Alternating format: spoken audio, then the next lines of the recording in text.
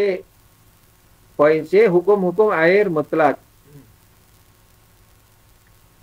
Air mutlak mensucikan sesuatu yang najis. Nah, kalau di umumnya fatwa marja yang lain, misalnya, saya juga takut salah kalau ini, kalau air mutlak masih ingat. Kalau ini biasanya mungkin dikatakan air mutlak itu suci dan mensucikan, begitu. Air apa namanya? eh, Hukum pertama, air murni, air mutlak mensucikan sesuatu yang najis. Ini sudah sesuai dengan hukum terjemahannya. Keterangannya bisa antum kasih tambahi, air mutlak adalah suci dan mensucikan. Ya, tidak mesti najis saja, karena bisa mensucikan wudu, yani hadas. Tapi jangan nambah-nambah ya. Terjemahannya begini sudah. Karena buku ini kan dibuat dari tanya jawab. Jadi Rahbar Hafizahullah tidak membuat fikih langsung begitu, tapi dari tanya jawab. Jadi yang tanya jawab mengatakan apakah air mutlak itu bisa dibuat bersuci, dibuat wudu, dibuat mensucikan najis? Ya, jawabannya bisa. Nah, air penyimpulan hukumnya ketika dibuat buku seperti ini. Nah, ketika tidak ada yang tanya apakah dia bisa dibuat bersuci, tidak ada jawabannya, tidak ada di buku tanya jawab, maka tidak ada di rangkuman fikihnya. Nah, jadi keterangannya ya, hukum pertama adalah apa? Air mutlak mensucikan sesuatu yang najis. Keterangannya air mutlak itu adalah suci dan mensucikan, dalam kurung, najis dan hadas. Ya. Najis dan hadas. Hadas TS ya. H D A D A T S. Hadas. Hadas yakni hadas kecil, hadas besar. Hadas kecil yang mewajibkan wudu kalau mau sholat, hadas besar yang mewajibkan mandi besar. Jadi keterangannya jangan lupa nih, maksud Rahbar juga itu. Tapi karena tidak ada yang tanya, tidak ada jawabannya dan tidak ada dalam rangkumannya. Jadi air murni mensucikan sesuatu yang najis. Jadi, tapi maksudnya adalah keterangannya yakni air mutlak adalah suci dan mensucikan, dalam kurung, najis dan hadas. 2. Air murni selain air sedikit. Ini hukumnya ya, hukum air nih, hukum air mutlak. Air mutlak selain air sedikit. Yani air mutlak yang tidak sedikit, istilah sedikit ini di bawah 1 kur.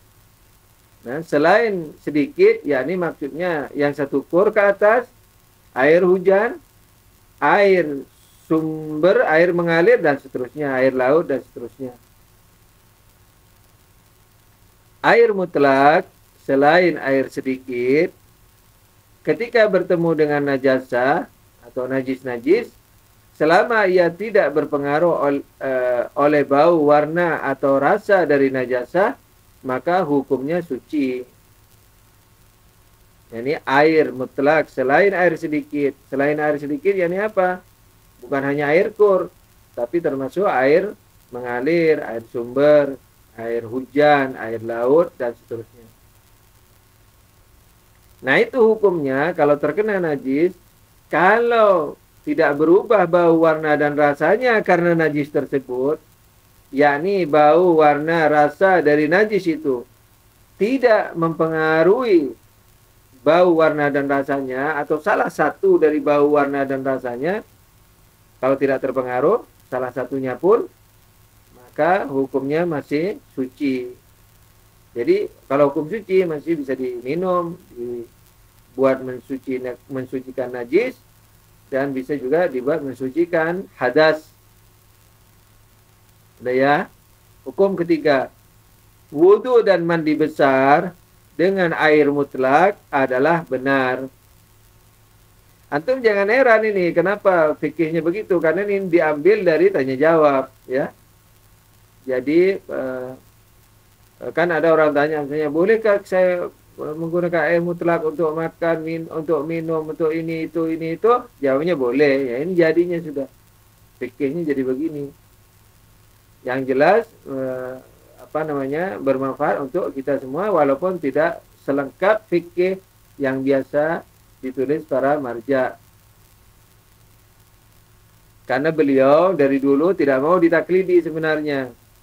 Saya mendengar sendiri di televisi ketika awal-awal jadi ulatul faqih, orang Iran mau menaklidi beliau, dunia mau menaklidi beliau. Beliau mengatakan, baiklah kalau yang di dunia luar Iran tidak apa-apa. Dan mereka kalau mau taklid ke saya merujuklah ke fatwanya Imam Khomeini. Sedangkan masyarakat yang ada di dalam Iran jangan bebani saya lebih besar lagi.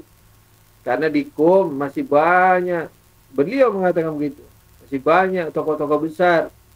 Jadi antum taklidlah ke mereka, maksudnya dalam urusan fikih pribadi ya. Begitu. Tapi karena menaklidi marja tidak harus diridhoi marjanya. Nah, orang Iran tetap mau taklid kepada marja, ya bertanya satu dua, akhirnya pertanyaannya menumpuk dan jawabannya menumpuk, akhirnya dibuatlah rangkuman seperti yang sekarang antum lihat itu. Jadi pembahasannya tidak serapi bahasan yang memang dari awal ditulis sang marja. Begitu. Perhatian. Tolok ukur untuk memberlakukan konsekuensi syar'i bagi air mutlak adalah opini masyarakat setempat. Opini ini saya tidak suka memakai opini, walaupun bisa dibenarkan. Gantilah dengan pemahaman saja. Yakni saya baca lagi, tolok ukur. Jadi apa air mutlak, apa air mudhaf, ya kan? Tolok ukurnya apa? Tolok ukurnya pemahaman dan penilaian umum, penilaian masyarakat umum, pahaman atau penilaian. Jadi opininya diganti. Kurang enak karena biasanya saya opini ini dalam apa namanya? Biasanya dalam nilai-nilai sosial. Itu menurut selera saya ya. Menurut antum mungkin sama saja. Di opini itu biasanya nilai, menurut saya dipakai di nilai-nilai sosial, bukan di benda-benda. Ini misalnya, apa opini Anda tentang apa namanya, tentang tanah?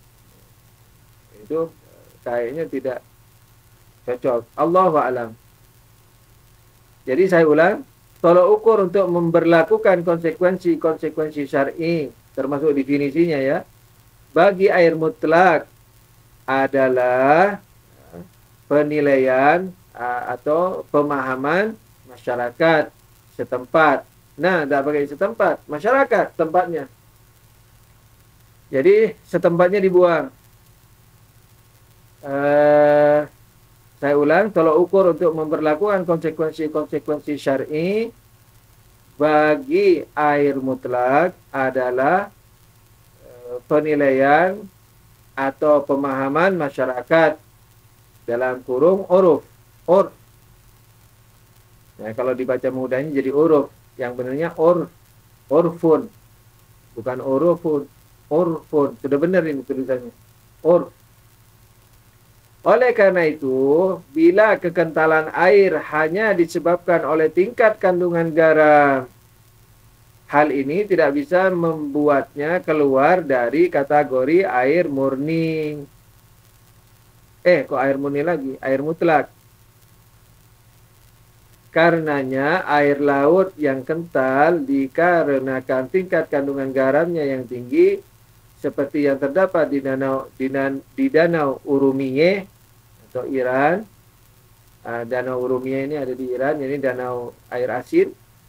Bisa digunakan untuk mensucikan sesuatu yang najis dan bisa pula digunakan untuk berwudu dan mandi besar. Jadi selama mesti bisa dibilang air. Kalau boleh saya komentari dengan komentar acak, maka saya pribadi sulit menerima air laut itu sebagai air mutlak, ya, secara naturalnya. Jadi karena asinnya amat asin, dan juga bahasa Indonesia juga tidak mengizinkan sepertinya, ya, tidak mengizinkan, hanya mengatakan sebagai air, ini tidak cocok gitu. Tapi apa namanya, ini komentar acak lah ya, tapi agama yang menjadikannya sebagai air mutlak. Jadi air mutlak adalah air yang secara umumnya dipahami sebagai air mutlak. Ini air tanpa embel-embel. Nah, air laut adalah air mutlak. Yani bisa dikatakan sebagai air saja tanpa embel-embel laut, tanpa embel-embel asin. Nah, kalaulah susah dipahami, maka pakailah keterangan acak saya itu. Keterangan acak, ya. Jadi acak ini maksudnya keluar dari syariat. Tapi tidak terlalu jauh. Jadi bisa bisa menepis keraguan-keraguan gunanya. Yaitu apa? Yakni Tuhan menjadikannya air mutlak. Begitu sudah. Jadi sebab bahasa fikih bisa hukum Tuhan bisa terkecualikan, yang jelas kalau dalilnya jelas bahwa Tuhan yang menjadikannya. Nah, dengan demikian maka karena air laut itu dalam agama disebut air mutlak, dalam uruf juga disebut air mutlak, ya berarti dia adalah air mutlak. Begitu aja sudah. Jadi baik antum sudah memahami, meresapi, mendukung, menerima sepenuh hati bahwa air laut itu adalah air mutlak secara pemahaman umum, atau sekalipun tidak terlalu bisa menerima hatinya karena terlalu asinnya dan segala macam mungkin budaya yang berbeda, yang jelas Tuhan menjadikannya dia air mutlak. Begitu. Jadi ketika difatwakan oleh para marja, itu tandanya mereka hafizahumullah sudah mengambil dari ayat dan riwayat. Poin D, hukum-hukum dari jenis-jenis air mutlak. Hukum-hukum air mutlak.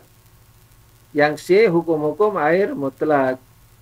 Yang D, hukum-hukum dari jenis-jenis air mutlak. Jadi kalau yang pertama hukum-hukum air mutlaknya secara global, kalau yang di poin C, yang sekarang poin D ini adalah hukum-hukum dari jenis-jenis air mutlak. Jadi masing-masing itu memiliki hukum-hukum tersendiri. Tapi sekali lagi pembagian di sini tidak 100% pembagian logika, tidak 100% sesuai dengan pembagian logika. Pembagian logika itu harus mencakup, harus tidak ada yang terteter, dan tidak bisa dimasukkan dari yang lain bisa masuk ke dalamnya. Misalnya dibagi ke A, B, lalu B masuk ke A. Nah, itu acak namanya. Bukan pembagian logika. Nah, tapi kitab ini, walaupun kenapa saya katakan bukan pembagian logika? Karena masih ada yang tercecer. Nah, kenapa begitu? Sekali lagi, karena dia dirangkum dari tanya jawab. Jadi yang tidak ditanya di sana, tidak terangkum di sini. Begitu. Jadi jangan nyalain rahbar, ya. Doain rahbar, dukung rahbar, cintai beliau. Begitu sekalipun fikihnya ini tidak sesuai dengan pembagian logika. Karena fikihnya ini diambil dari tanya jawab, gitu ya. Jadi bukan karena rahbar tidak pandai membagi bab-bab dengan pembagian logis. Salawat untuk beliau. Allahumma salli ala Muhammad wa ali Muhammad. Salawat untuk para pencinta beliau. Allahumma salli ala Muhammad wa ali Muhammad. Hukum-hukum dari jenis-jenis air murni. Satu, ya ini poin D. Satu, air hujan. Air hujan bila tercurah pada sesuatu yang mutanajis, yakni yang terkena najis, akan mensucikannya. Sudah, satu tok. Nah, kan banyak yang tercecer. Banyak sekali yang tercecer. Seambrek. Jadi air hujan ini memiliki mungkin puluhan lagi hukum. Atau beberapa lah walhasil. Banyak sekali. Nah, itu cuma satu. Nah, jangan mengatakan, wah fikihnya Rahbar nggak lengkap. Jangan. Karena, karena diambil dari orang yang bertanya. Jadi kalau tidak ditanya, ada jawaban. Kelengkapannya ngambil dari mana? Ngambil dari Tahrir Wasilah, fatwanya Imam. Karena itu dibolehkan oleh Rahbar sendiri. Jadi yang takrir kepada Rahbar boleh merujuk kepada fikihnya Imam Khomeini selama belum tahu bedanya dengan fatwa beliau, maka boleh dipakai. Nah, seperti sekarang air hujan hanya memiliki satu hukum, lain-lainnya ambil di sana. Seperti apa lain-lainnya? Misalnya kalau mencuci benda najis, benda yang terkena najis, yang mutanajis ya. Al-mutanajis itu benda yang terkena najis. Kalau benda najisnya disebut najis, kencing, kotoran manusia itu disebut najis, mani. Al-mutanajis sesuatu yang terkena kencing, yang terkena najis, begitu. Nah, salah satu hukum yang membedakan air hujan adalah apa? Adalah kalau mensucikan benda-benda mutanajis yang bisa diperas, di mana wajib diperas, tapi kalau dihujankan tidak wajib diperas. Nah, ini salah satu hukum dari hukum air hujan, tapi di sini kan tidak ada. Saya begitu. Masih banyak lagi rincian-rinciannya. Misalnya kalau menyambung, tidak menyambung dengan air hujan, apa hukumnya, dan seterusnya. Jadi kerinciannya bisa dilihat di fatwa Imam Khomeini. Lanjut ya. 2. Air kur dan air mengalir. Bila sesuatu yang terkena najis dibenamkan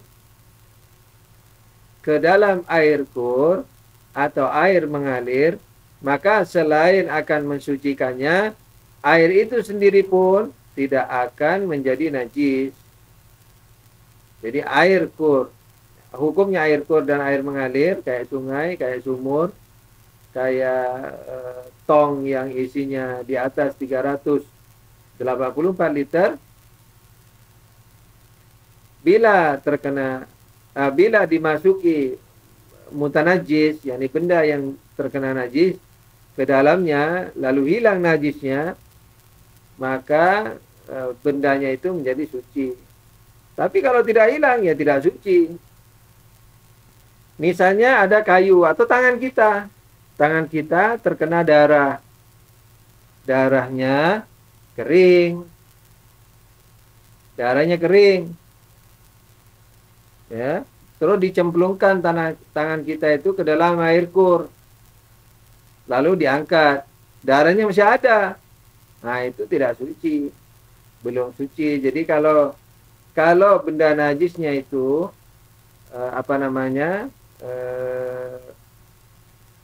benda najisnya itu sudah tidak ada, hanya dihukumi sebagai terkena najis, mutanajis, maka begitu dimasukkan ke dalam air kur, maka dia sudah jadi bersih. Tentu saja nanti masih ada embel-embel lainnya. Kalau ada yang bertanya ya, kita lihat nanti di cara pensucian. Sebab biasanya yang bisa diperas, wajib diperas. Jadi tidak bisa hanya, misalnya baju terkena najis, dimasukkan ke air kur, biasanya tidak suci itu. Biasanya wajib diperas dulu. Misalnya diperas di dalam, atau ditekan-tekan, atau diputar-putar keras gitu ya, sehingga yakin air yang di dalam baju itu sudah silih berganti. Nah, itu baru suci. Kita lihat nanti apakah begitu atau tidak di berikutnya. Sebab barangkali beliau tidak mensyarati diperas, tapi umumnya disyarati diperas. Kalau benda najisnya itu bisa diperas. Tapi kalau kayak tangan atau kayu, yang terkena najis, tapi benda najisnya sudah hilang, tinggal dicemplungkan saja ke air kur, maka sudah menjadi suci. Ini poin A. Poin B, jika air kur atau air mengalir mengalami perubahan bau, warna, dan rasa karena dituangkannya sesuatu yang najis ke dalamnya, maka air ini akan menjadi najis. Dengan demikian berarti ia tidak bisa mensucikan segala sesuatu yang najis. Segala sesuatu yang najis, yakni yang terkena najis maksudnya. Sesuatu yang terkena najis. Ditambahi saja supaya tidak salah pemahaman. Tambahi terjemahannya ya. Berarti ia tidak bisa mensucikan segala sesuatu yang terkena najis. Jadi ditambahi terkena. Sebab sesuatu yang najis itu bisa kencing. Sementara yang dimaksudkan di sini adalah yang terkena kencing. Makanya dalam kurung disebut mutanajis. Ya, mutanajis itu bukan najis. Bukan kencingnya, bukan kotoran orangnya, bukan mani, bukan darah. Tapi yang terkena mani, darah, kotoran orang, dan seterusnya.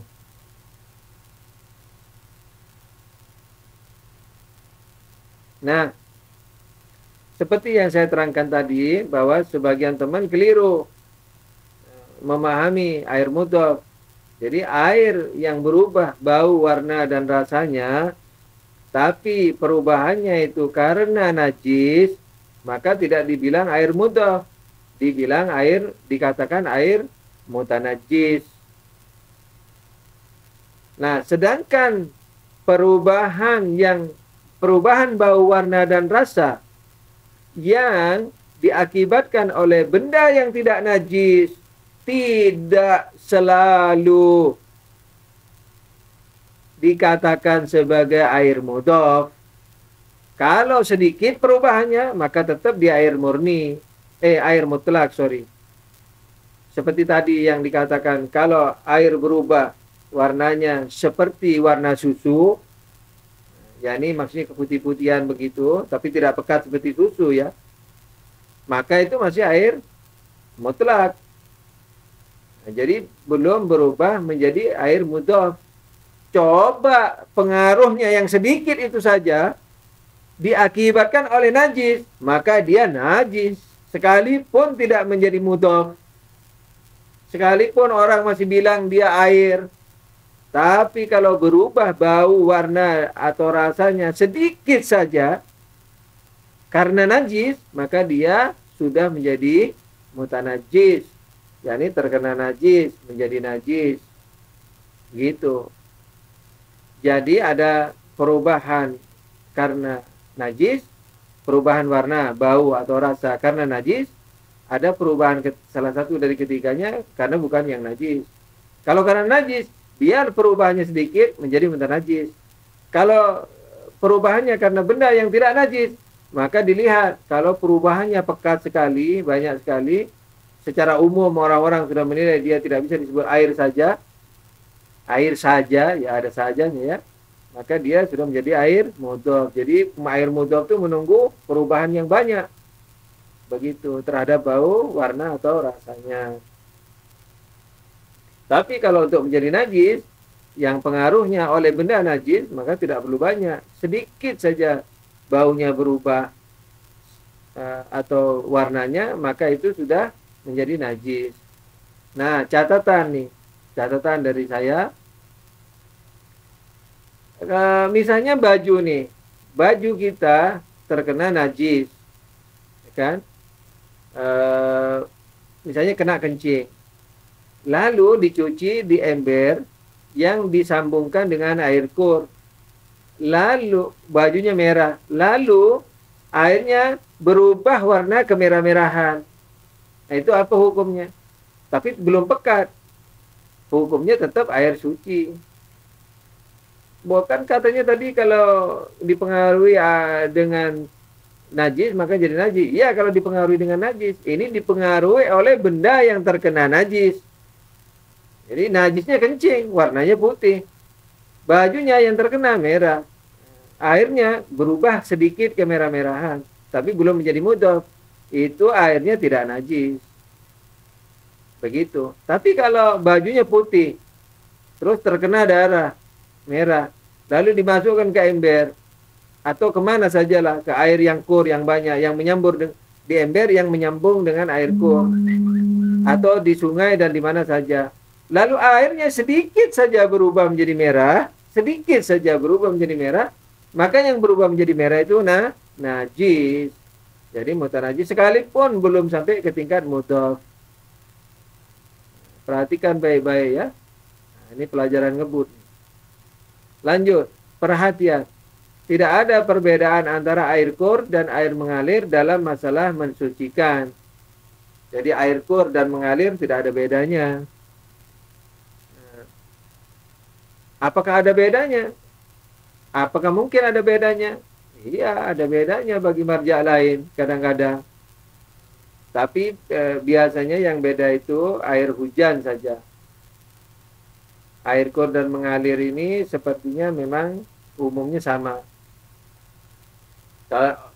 Kalau air hujan biasanya memiliki hukum yang lebih hebat dari air kur dan mengalir, sebagaimana yang saya bilang tadi.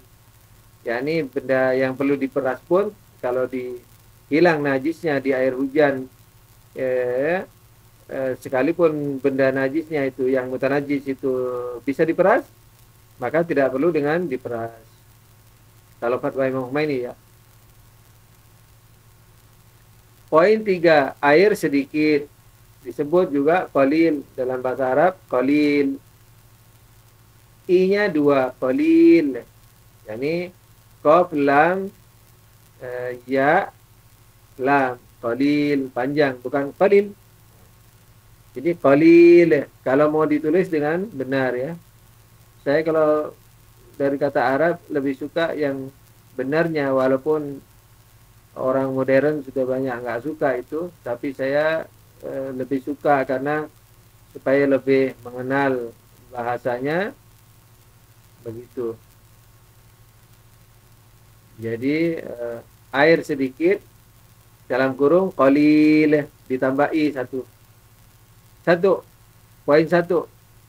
Sesuatu yang najis bila dimasukkan ke dalam air sedikit, jadi air sedikit sudah tahu ya, yakni yang di bawah 1 kur, di bawah dari 384 liter. Poin 1. Sesuatu yang najis bila dimasukkan ke dalam air sedikit akan menjadikannya najis. Nah, kalau begitu, sebentar dulu saya lihat aslinya. Sebab sesuatu yang najis ini bisa ditafsirkan dua. Apakah dia itu benda najis atau benda yang terkena najis?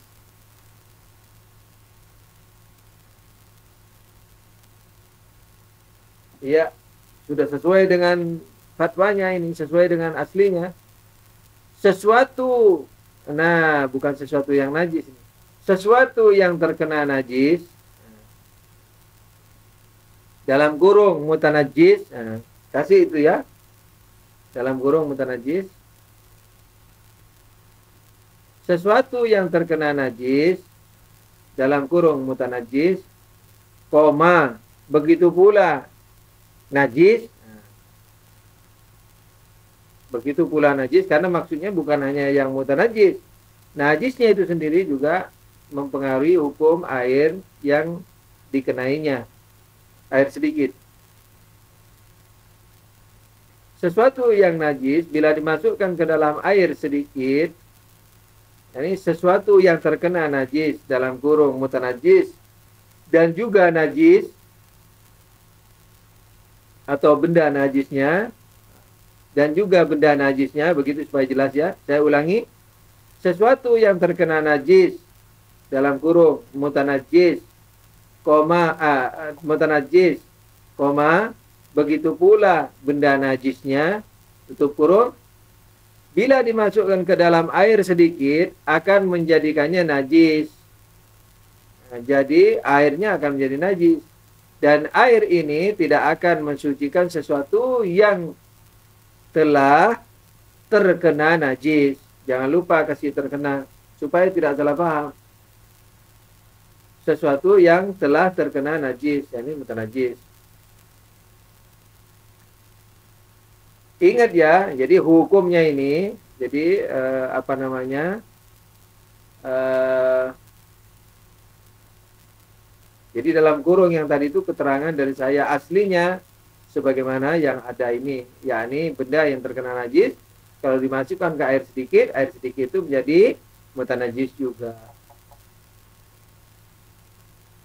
Gitu. Yang poin kedua, bila air sedikit dituangkan di atas sesuatu yang terkena najis. Coba lihat, najis atau terkena najis. Nah, yang terkena najis. Jadi yang najis, yakni yang terkena najis ya. Bila air sedikit dituangkan di atas sesuatu yang terkena najis, wajib ditambah itu.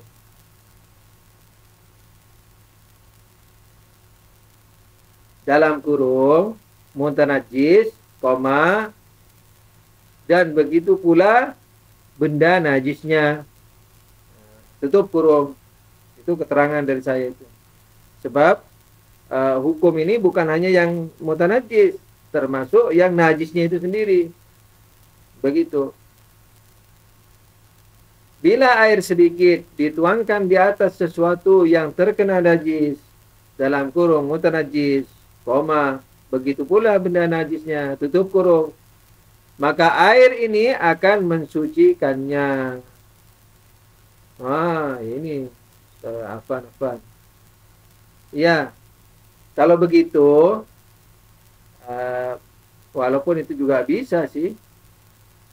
Begini saja, itu berarti mutanajis saja. Ini keterangannya sampai ke mutanajis saja. Bila air sedikit dituangkan di atas sesuatu yang terkena najis, dalam kurung mutanajis, itu saja juga. Tutup kurung. Maka air ini akan mensucikannya. Jadi mensucikannya, nyanya kemana? Ke mutanajis. Akan tetapi, air yang mengalir setelah dituangkan di atas yang terkena najis itu adalah najis. Tambah itu ya. Akan tetapi air yang mengalir setelah dituangkan di atas yang terkena najis itu, di atas yang terkena najis itu, dalam kurung mutanajis, adalah najis. Poin 3. Air sedikit yang mengalir ke bawah, tunggu dulu, saya terangkan dulu poin 2 ini.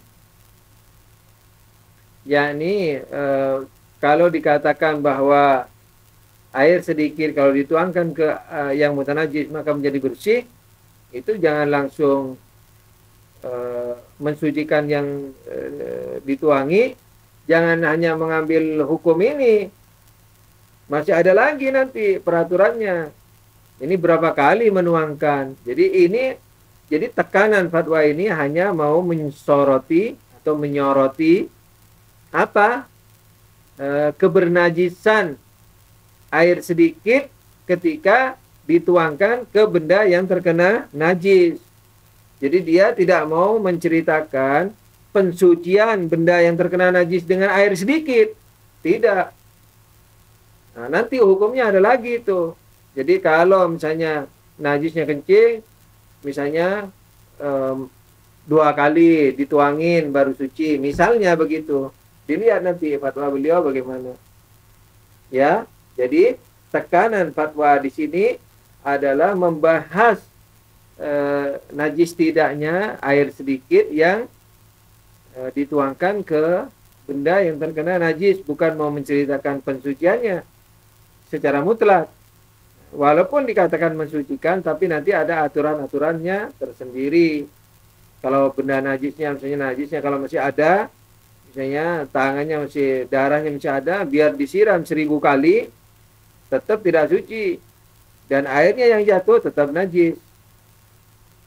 Begitu. Kalau air benda najisnya sudah hilang, misalnya di tangan sudah hilang, nah disiram sekali atau 2 kali baru menjadi suci. Dilihat nanti disiram berapa kali kalau najis darah. Umumnya disiram sekali saja. Setelah benda najisnya hilang. Nah itu. Tapi kalau kencing biasanya 2 kali. Kita lihatlah nanti. Walhasil fokus dari bahasan ini adalah mau membahas bahwa air yang dituangkan itu menjadi najis. Sekalipun mensucikannya. Dapat mensucikannya. Dengan rincian yang akan dibahas dalam pensucian najis. 3. Air sedikit yang mengalir ke bawah tanpa tekanan dan bagian bawahnya bertemu dengan najasa, bila dapat dikatakan bahwa air tersebut mengalir dari atas ke bawah, maka bagian atas dari air tersebut tetap suci. Kan airnya sedikit nih, misalnya diceret, dituang. Nah, di bawah terkena najis, maka air diceret tidak najis. Itu jelas itu kalau air ceret. Sekarang airnya tidak seperti air ceret. Tapi misalnya lantai, tapi lantainya menurun. Begitu. Maka kalau di bawah terkena najis, yang atas walaupun air sedikit tidak najis. Nah, sekarang kalau temboknya, lantainya itu menurun, tapi sedikit menurunnya. Itu yang ragu. Nah, ini maksudnya ini. Poin ketiga itu. Jadi kalau dia ini mengalir dari atas ke bawah, tapi tidak dengan tekanan. Misalnya lantainya itu kemiringannya sedikit. Nah, dilihat. Kalau walaupun tidak deras ya. Kalau masih bisa dikatakan air itu mengalir dari atas ke bawah, sekalipun tidak dengan tekanan, maka kalau di bawah terkena najis, di atas tidak najis. Tapi kalau yang di atas najis, biar dengan tekanan, biar tidak dengan tekanan, maka semuanya menjadi najis. Atas dan bawah najis ya. Tapi kalau bawah najis, maka yang di atas, kalau dengan tekanan pasti tidak najis. Kalau tidak dengan tekanan, tapi dapat dikatakan mengalir dari atas ke bawah, maka yang di atas tidak najis. Poin 4. Air sedikit bila tersambung dengan air mengalir atau air kur akan berada dalam hukum air kur atau air mengalir. Jadi air sedikit nih, seperti ember dicampur dengan air pump yang tidak ditampung ya, yang langsung, maka dihukumi air kur. Sekalipun sambungannya sedikit, yang penting dapat dikatakan sebagai menyambung, begitu. Saya teruskan dulu secara cepat nih. Subjudul hukum-hukum ragu dalam masalah air. 1. Air yang tidak kita ketahui sebagai air suci atau air najis. Kalau mau detailnya, air terkena najis gitu ya. Kasih itu terkena. Saya lebih supaya tidak salah. Bahwa air najis bisa kencing. Air najis dimaksud di sini air terkena najis. Gitu. Air yang terkena najis. Air yang tidak kita ketahui sebagai air suci atau air terkena najis secara syar'i dihukumi sebagai air suci. Akan tetapi air yang tadinya najis, air yang tadinya terkena najis dan kita tidak mengetahui setelah itu telah berubah menjadi air suci ataukah belum, berada dalam hukum terkena najis. Jadi begini aslinya, al-ma'u ladzi yushakku annahu tahirun aw najasun yahkum bi taharati syar'an. Nam law kana al-ma' mutanajjisan sabitana. Jadi ada memakai istilah najis, ada memakai istilah mutanajjis di fikih aslinya. Tapi maksudnya mutanajjis semua. Najasun bisa dipakai kepada mutanajjis. Oke, saya ulang. 1. Air yang tidak kita ketahui sebagai air suci atau air najis. atau air terkena najis. Kenapa saya pakai atau tidak memastikan terkena najis? Karena di awal sudah dibahas air. Jadi sudah tidak mungkin berpindah ke air kencing. Jadi air, bukan air kencing. Jadi air yang tidak kita ketahui sebagai air suci atau air najis, jadi air terkena najis maksudnya, tulis sajalah terkena najis, tidak apa-apa. Itu lebih bagus, mantap. Karena maksudnya juga itu, sekalipun di fikih ini najis. Ini terjemahnya sudah tidak keluar dari letter luxnya. Nah, tapi lebih mantapnya diletakkan terkena najis. Air yang tidak kita ketahui sebagai air suci atau air terkena najis, secara syar'i dihukumi air suci. Akan tetapi air yang tadinya terkena najis, nah, di sini Rahbar memakai mutanajis, terkena najis. Makanya di atas itu terkena najis juga sama. Jadi lebih pasti gitu. Akan tetapi air yang tadinya terkena najis dan kita tidak mengetahui setelah itu telah berubah menjadi air suci ataukah belum, nah, berarti adalah hukum terkena najis. Ya, ada terkenanya itu ya. Jadi air kalau kita ragu ini najis apa enggak, maka dihukumi suci. Tapi kalau kita yakin sebelumnya bahwa air itu najis, yakni terkena najis, lalu ragu setelah itu masih najis atau sudah suci, maka dihukumi najis. Poin 2. Air yang tadinya seukuran kur, bila seseorang ragu apakah air tersebut telah berkurang dari ukurannya semula ataukah belum, tetap berada dalam keadaan hukum air kur. Jadi kan ini hukum ragu ya. Hukum yang kedua adalah ragu tentang air. Maka hukum yang kedua ini adalah apa? Kalau ada air kur, lalu ragu ini sudah berkurang atau belum, maka tetap dihukumi kur. Kalau ragu loh. Tapi kalau sekarang susah dibilang ragu karena kita sudah jarang lah ya. Kecuali kalau bak. Kalau sekarang kan kita udah tahu itu tentang tentang penampungan gitu. Tapi bisa aja ragu kalau bukan pemilik penampung.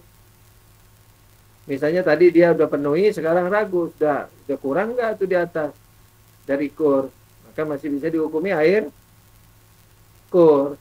Tapi kalau nanti ternyata salah, setelah itu kemudian tahu sholat yang sebelumnya memang dimaaf, wudhunya dianggap sah, toharohnya mensucikan najisnya yang disesuaikan dengan air kur, padahal mestinya disesuaikan dengan air sedikit, maka dianggap suci. Tapi kalau tahu setelah itu bahwa tidak kur dan ternyata najis, maka ternyata pensucian najisnya salah, maka semuanya najis. Untuk kedepannya, ke belakangnya tidak ada masalah.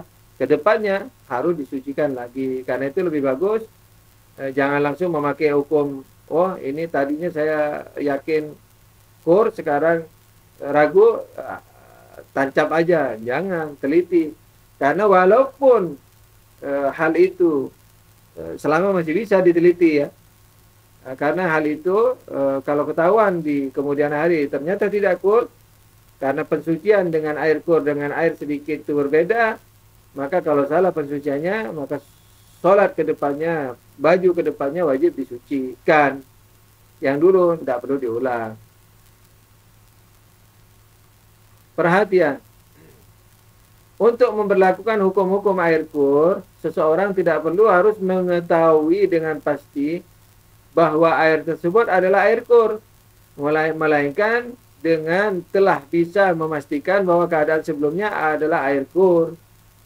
Nah, maka gimana? Untuk memberlakukan hukum-hukum air kur, seseorang tidak perlu harus mengetahui dengan pasti bahwa air tersebut adalah air kur, melainkan dengan telah bisa memastikan bahwa keadaan sebelumnya adalah kur, maka diperbolehkan untuk tetap menganggapnya sebagai keadaan semula. Nah, saya kan tadi bingung karena seseorang tidak perlu mengetahui dengan pasti. Nah, sebelumnya harus pasti, setelahnya boleh tidak kur. Jadi kalimat ini sudah benar bahwa tidak mesti harus pasti mengetahui kekurannya. Ragu juga nggak apa-apa, tapi keraguan ini yang didahului dengan kepastian sebelumnya. Begitu. Sebagaimana yang disebut di dalam poin 2 tadi. Melainkan dengan telah bisa memastikan bahwa keadaan sebelumnya adalah ikut. Nah, itu dia. Nah, sekarang ragu tidak apa-apa. Maka diperbolehkan untuk tetap menganggapnya sebagai menganggapnya seperti keadaan semula. Dalam kurung misalnya misalnya jika kita mengetahui bahwa air yang ada di toilet kereta api dan selainnya sebelumnya seukuran kur atau lebih, lalu kita ragu apakah air tersebut telah berkurang dari ukurannya semula ataukah belum, maka kita bisa tetap menganggapnya sebagai air kur. Nah, ini kegunaan hukum ini itu kemudahan di kereta api. Kalau kita tahu bahwa tabungnya itu air kur atau lebih, kan di jalan dipakai oleh orang-orang yang pergi ke toiletnya itu. Nah, lama-lama kan ragu kita masih air kur enggak, itu masih bisa dihukumi air kur. Menyelidikinya enggak mungkin, karena enggak ada kontrolnya, bukan milik kita juga, mau naik kemana ngontrolnya juga kita enggak tahu. Begitu. Tapi selama masih bisa dilihat, dicek, harus dicek. Begitu. Walaupun harus ini bukan harus kewajiban fikih untuk kehati-hatian, karena secara fikih sudah tidak perlu dicek. Tapi kalau ternyata nanti tidak kur, maka yang tadi najis kalau disucikan dengan cara air sedikit, maka tetap najis. Dan untuk kedepannya harus disucikan dan bisa pindah kemana-mana najisnya kan, di rumah di mana-mana gitu. Jadi kalau bisa dicek, cek saja, sekalipun hukumnya sudah bisa dihukumi sebagai air kur. Oke, air yang sebelumnya kurang dari ukuran kur, selama seseorang belum yakin bahwa air tersebut telah mencapai ukuran kur, tetap memiliki hukum air sedikit. Jadi sebaliknya, kalau kan tadi dikatakan kalau tadinya yakin kur, lalu setelah itu ragu, dihukumi kur, maka dihukumi kur.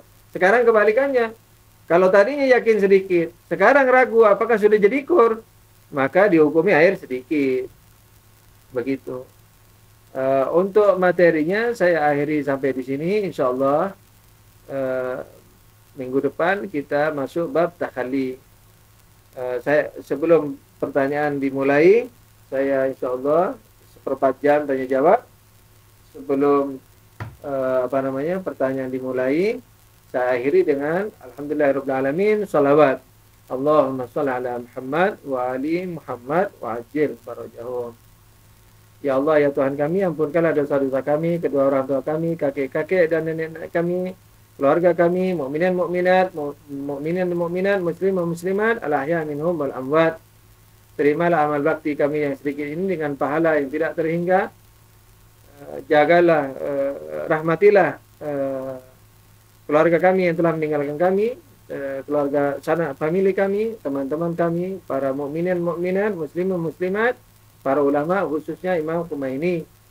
Jagalah diri kami dari segala mara bahaya dunia akhirat, keluarga kami, kolega-kolega kami, teman-teman kami, mukminin mukminat, muslimin muslimat, para ulama dan meraji' khususnya rahbar tercinta.